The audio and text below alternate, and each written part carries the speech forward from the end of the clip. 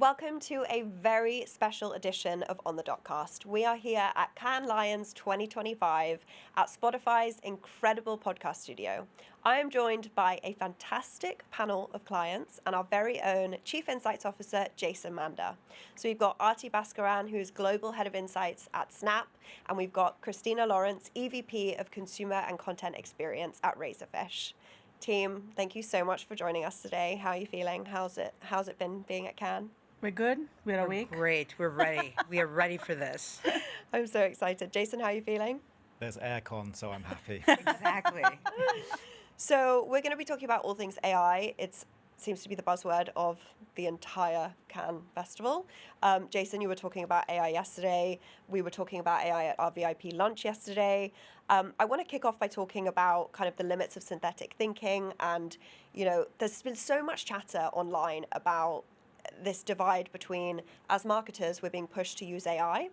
But actually, one of the things that I'm getting called out on is kind of telltale signs that I've used ChatGPT to do something. The M-dash is a big topic of conversation. I love the M-dash. We all love the M-dash, but Right. It's now become a signature know. of ChatGPT. So I find myself taking it out because I don't want people to know that I've used AI to write a LinkedIn post. But actually, we're all doing it, So Jason, I want to turn to you first and just really kind of kick off with talking about the limits of AI, the pitfalls, and the danger of synthetic thinking. Kick us off. Let's set the scene. Yeah, sure. I mean, I think we would all probably agree generative tools are incredible, and we're only starting to see the potential, and it will get bigger and bigger. And synthetic data, it has a role to play for sure. I think especially if you need inspiration, you need a quick turnaround, or you've got relatively low-level decisions where the stakes aren't too high, it's perfect. But even in those contexts, let alone elsewhere, synthetic data has its limits and its challenges that we should be aware of, right? And I worry that we're getting to a point where we'll have synthetic voices powered by LLMs trained on synthetic data, and then really you've got foundations built in sand. Where's the truth? Where's the reality? AI is incredible at spotting patterns, but I think it can struggle with the complexity and the emotion of humans. I'm going to say we, but I'll say I. I am complicated. I am messy. I am surprising. We all are. Yeah, right? We are difficult to accurately predict. And I think that's even more so if you're in an underrepresented or less mainstream audience. So really, you need human voices in there they're the anchor that gives the depth, the complexity, the nuance. And that is what gives authenticity to the data and is going to be what builds trust. So I think any model, any insight, any persona has to be grounded in that reality of real human data. And also, you hear everywhere, models are going to run out of data to train on. So unless we start thinking how we really ground that truth in there, this is a problem that's not going to go away. Yeah. I think I can't remember if you said this quote or if I heard it somewhere else, but not all insights are created equal. Was that you? It was probably AI. Okay. Which I think is so accurate. And I dug into GWI's data to see kind of, I asked Chris Beer, our data analyst, who's my usual co-host of this podcast, but unfortunately he's not in Cannes with us. But I asked him, I was like, can you give me some insights from GWI that are really strange and surprising? And he gave me a handful, which I'm going to just run through. 29% of Americans who go to Hooters restaurants regularly are women. That really surprised me. While the number of people following a vegan diet is dropping, consumption of oat milk is increasing. And 42% worldwide are interested in other countries and cultures, but only 15% think immigration is good for their country. So these are all insights where you can see a certain trajectory happening, but underneath that, there's actually a trend that contradicts it, right? And that goes back to exactly what you said. Humans are messy. And often what we say is very different to what we do. Absolutely. So I think having that attitudinal data that is grounded in human understanding really kind of pushes the needle out to, okay, this is the truth. This is the insight that's going to make my campaign better or, really shift the dial. So I'm going to turn to our fantastic guests, and I want to kick off by talking about hallucination. This is a huge problem with AI. Cristina, let's come to you first. Tell us about, the pitfalls of AI hallucinating whenever it wants to. Well, I mean, especially, just thinking about on the agency side and how we use those tools. The hallucination issue, it's just, think of it like this. People, they have a tendency sometimes to borrow thoughts or to, let's start with even plagiarize, right? AI, on the other hand, and make up things, right? AI, these conversational models, they are, again, they're trained on the entire corpus of human thought, right? Anything that exists out there on the internet. And what they do as well is they combine words probabilistically, right, to create new thoughts. And sometimes those thoughts are just not true, right? And so what we have to remember is when using these tools, it is all about double checking whatever sort of stat, whatever sort of declarative statement that it gives, because you just don't know if what it is saying is a truthful statement. And I will say this, I think what makes it more complex is that to date, the relationship that people have had with machines, you would trust what your computer has given back to you. Yeah. A computer to you has been it's an oracle of sorts, right? So now you have this new type of user interface, which is this language model, and it is telling people things, and I think they assume it is all truthful, right? So this is a behavior now that we have to start to change and start to really get at the heart at. They are not always accurate, and you will end up in a situation where you will go forward with information that's not true. So I don't know how you feel about that, but. Yeah, and I think we also need to remember that the models are trying to guess the perfect answer. That's exactly right. For you. So they're always looking to solve your problem. That doesn't mean that the answer is accurate. Yeah. So I completely agree. Like, double check and always have common sense with you. Like, if Common something's sense. too good to be true, Yeah. it probably Probably has is. been hallucinated. Yeah, exactly. Right. And Aarti, I know kind of emotional context is something that you're really passionate about within this LLM world. So tell me a little bit about kind of what you're doing at Snap and how that fits into how you guys use AI. Yeah, I thought I'll explain it with an example, because apart from, using AI, we also do a lot of consumer research. We work with you all, and I also do a lot of neuroscience. So that kind of reveals the difference between what people say and what they think. Yeah. So if you ask people why you are using different platforms, because obviously I work for one, I need to find out the motivation.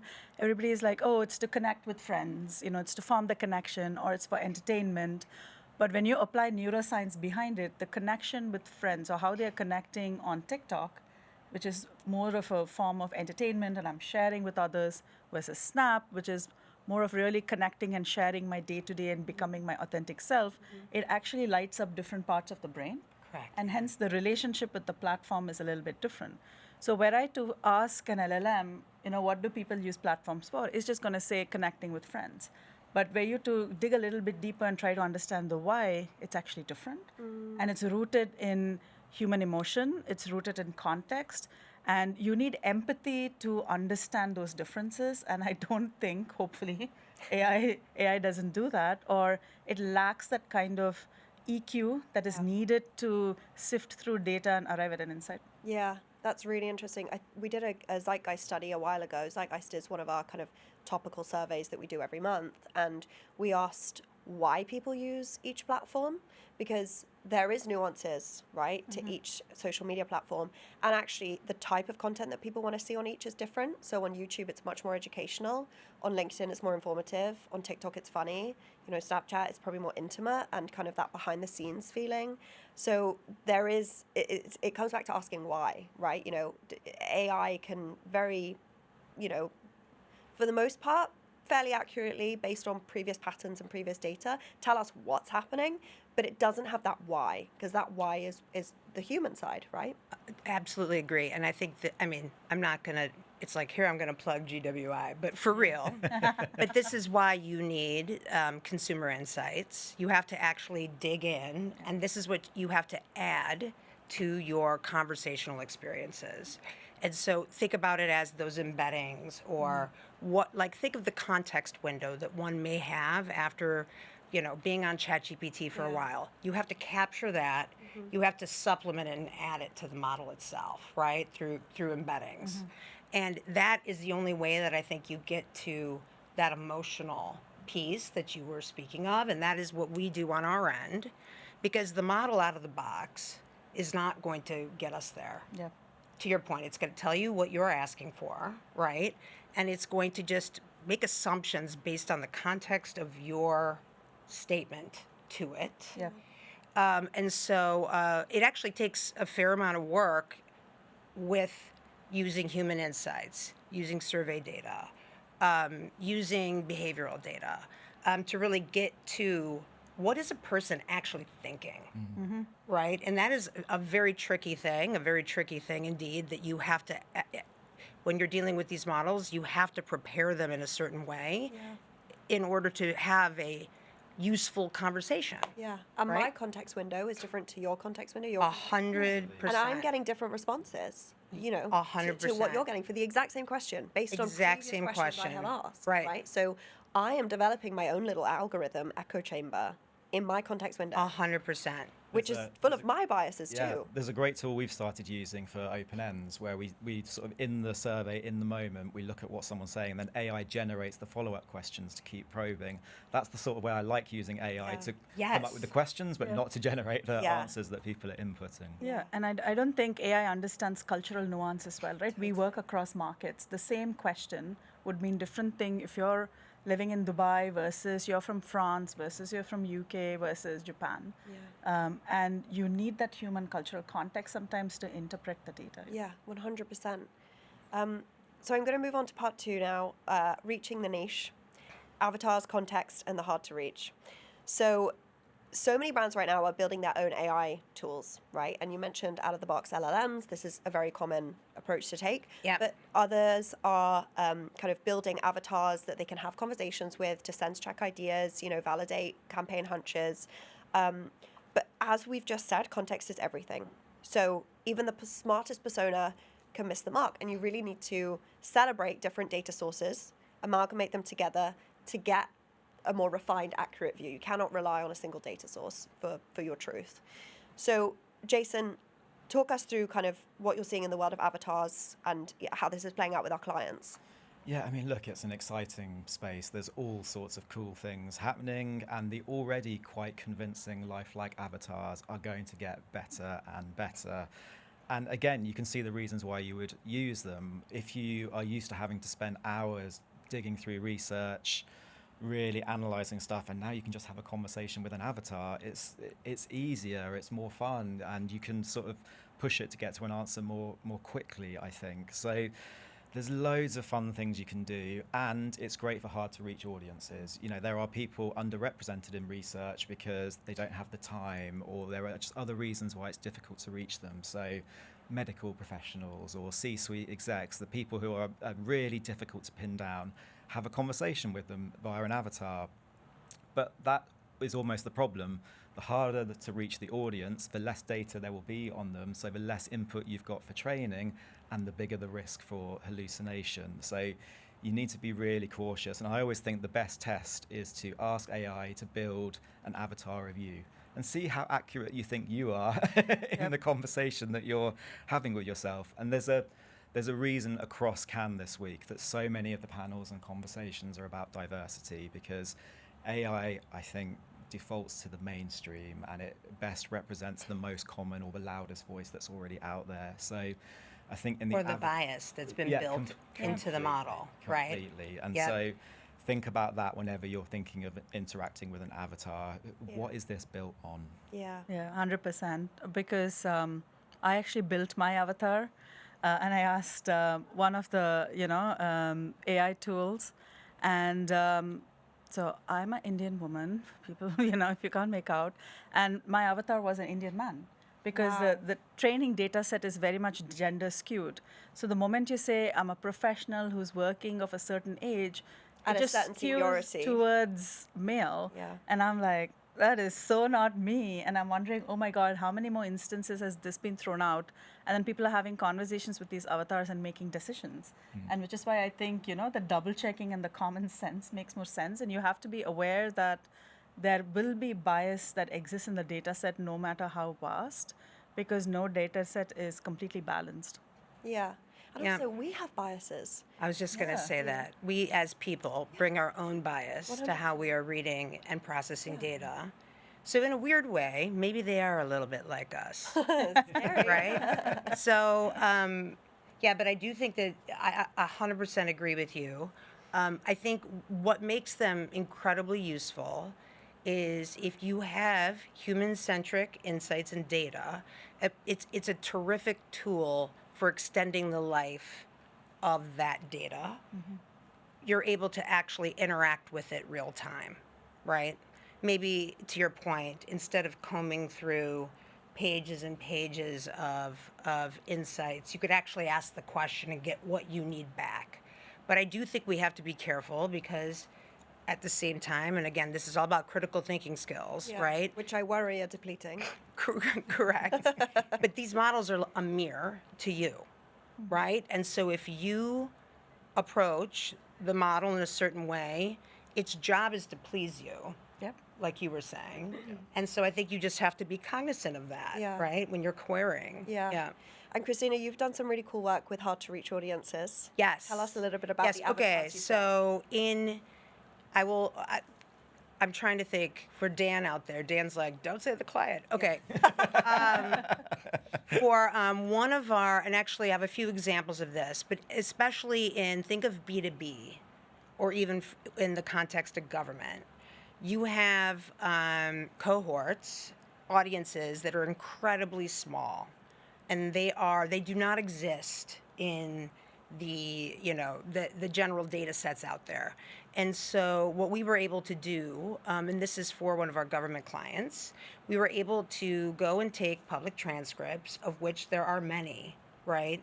Again, government, tons of transcripts, imagine all of that, and use that as a basis for what can I learn, this machine that looks for patterns, right? What can I learn about these audiences based on the responses, based on the way that they are essentially, answering these questions, hundreds of pages, and that we have found as a team to be incredibly valuable because it is a starting point. Yeah. And again, these are starting points. Yeah.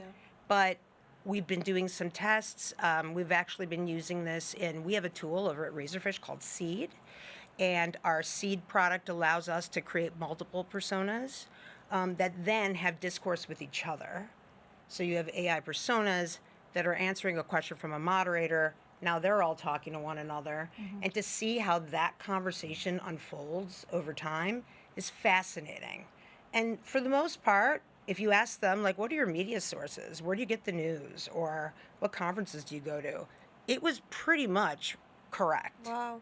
So imagine taking that now and being able to augment it, supplement it with actual, real, like we do a survey panel, for example. That would be something. Yeah. Yeah. Yeah. I love that. Yeah.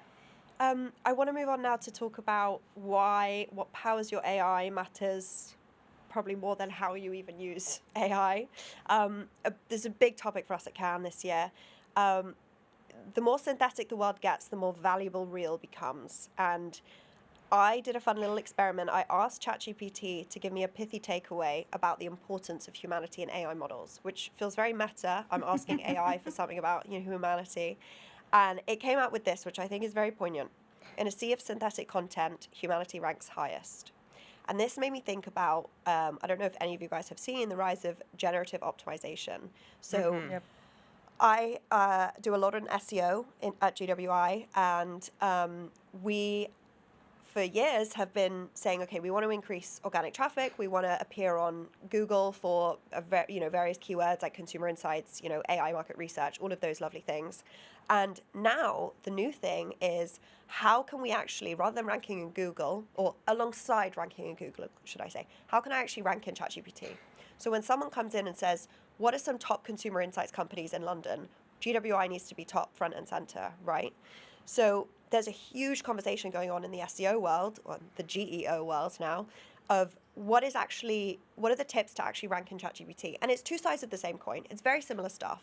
But for SEO, it's very much about marking your own homework, appearing on your own website, on your own blog with the keywords that you want to appear for, and writing really good content. GEO is kind of what the neighborhood says about you. It's everything else on the It's internet. fascinating. It's yeah. so fascinating. So you've got your own house here, which is SEO, and GEO is the neighborhood and your community. And so a big part of that, what is powering LLMs, is a lot of Reddit conversations, because that's authentic chatter that's happening on the web, that's ungated, that people can access via search engines. And it's kind of no strings attached. I'm just giving my opinion. I have no affiliation with any brand. It's ratings and reviews. Ratings and reviews, Trustpilot reviews, G2 reviews, Google My Business reviews, all of that stuff is powering the LLMs. So I want to ask you guys, Aarti, I know you've been working with GEO as well. So tell me a little bit about, the nature of search is changing, right? Absolutely. Look, I think search is changing as consumer behavior is changing, Yeah. right? It used to be that you used to search for knowledge, and before even Google. I hope people still do. Question mark, we'll see. I think, before like Google search became a thing, most often you would just use word of mouth, the old school style where you go ask people, Yeah. Right. what do you want, right? Or where did you buy this, Yeah. etc. Then you started typing in words and a list of sites came up, and then you clicked and then you looked at what was the information. Then slowly social started growing. Right?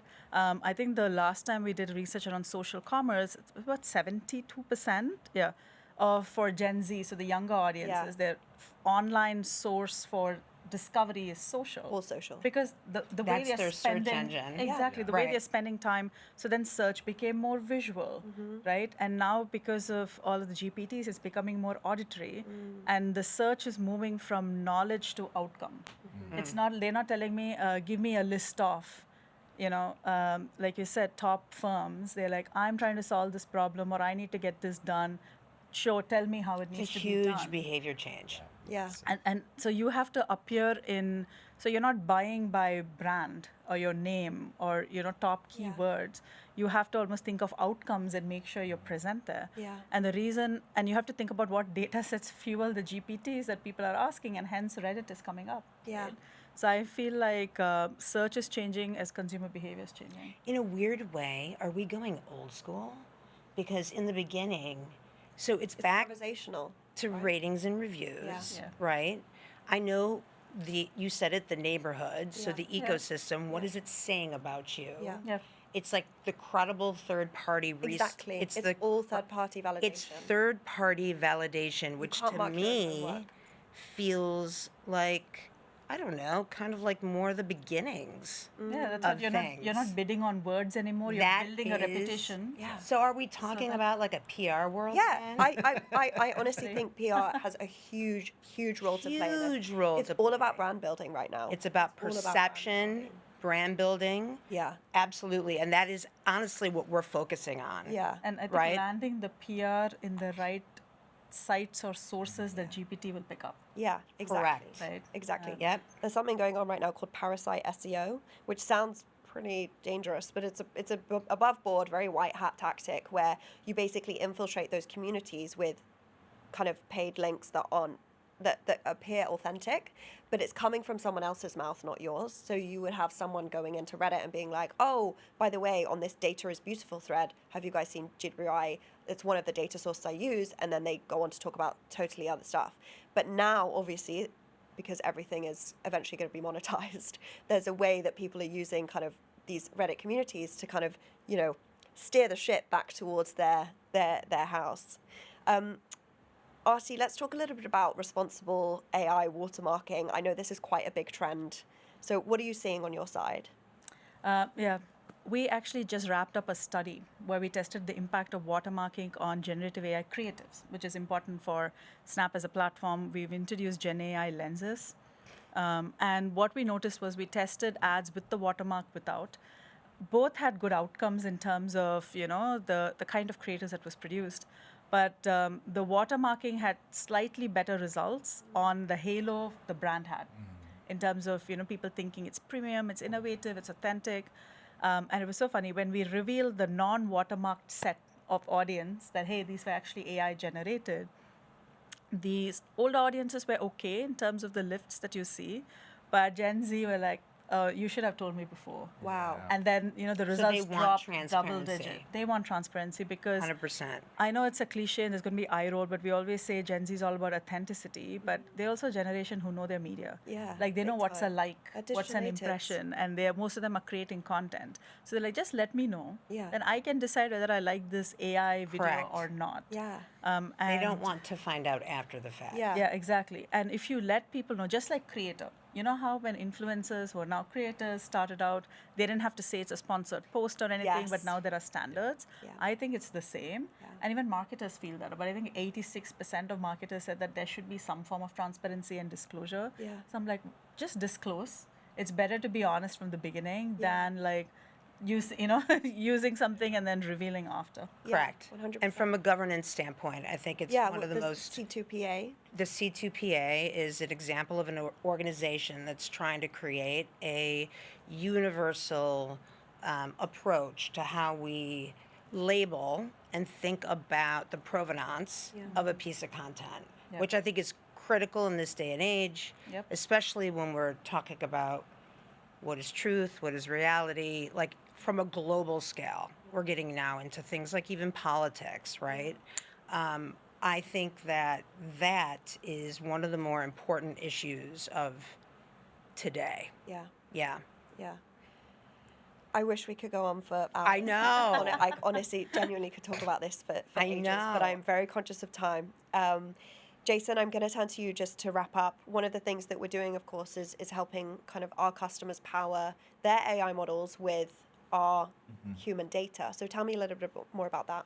Yeah, so look, GWI has long been known for representative human data at scale across the world. So for us, this is a great moment for our data to start powering a lot of the stuff that we're talking about.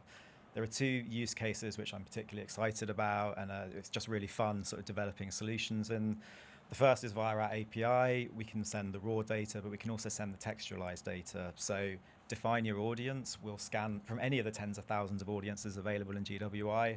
We'll build a huge long text summary which can be ingested and then form the basis of your avatar. So you know that avatar is grounded in truth. There's also some fun stuff going on in the probabilistic space. So, for a long time, clients have defaulted to deterministic. That's the way that people wanted to go, but rightly so, there are big legal and privacy challenges that you have to navigate, and the results aren't always as high as you want. The match rates are often a bit disappointing. In the probabilistic space, you can start looking at audiences like the one you're targeting, using the demos and other details that you've got, and then in the moment call GWI's data to understand what resonates with that group, what content are they going to react to, what attitudes and values are going to align, and then forge the right visuals or the right messaging or the right copy actually in the moment, with each person seeing slightly different versions of the creative that you think will most resonate with them. So yeah, loads of fun stuff happening, and a growing share of our client base are getting active in the space. Nice. Thank you so much. Aarti, Cristina, any kind of pithy takeaways for our viewers at home? One tip of advice. Oh, man. Put you on the spot here. Check your sources. Check your sources. I'll take it. Don't let empathy fall on the wayside in your as you're seeking AI. Yeah. Yeah, common sense and empathy is never going to go away. Hang on to that. Yeah. And then one other thing I'll say is stay on top of the developments. Yeah. It's working, the industry is The pace. changing. Yeah. It's at light speed. Yeah. And you need to be using those tools so that you know what's ahead. And that is the only way that you're going to keep up. There is not a tutorial out there, I know. right? And because this is our future, and it's a miraculous tool. Like, I am a fan. Yeah, big fan. It's just knowing how to use it correctly. Yeah. Yep. Yeah. Great. Well, thank you guys so much. It's been an absolute This has pleasure. been so fun. I've had the best time. Yeah. Now we have to go back in the heat. I know. I know. Thank you guys so much. Thanks, Jason. Thank you. All right, thank you.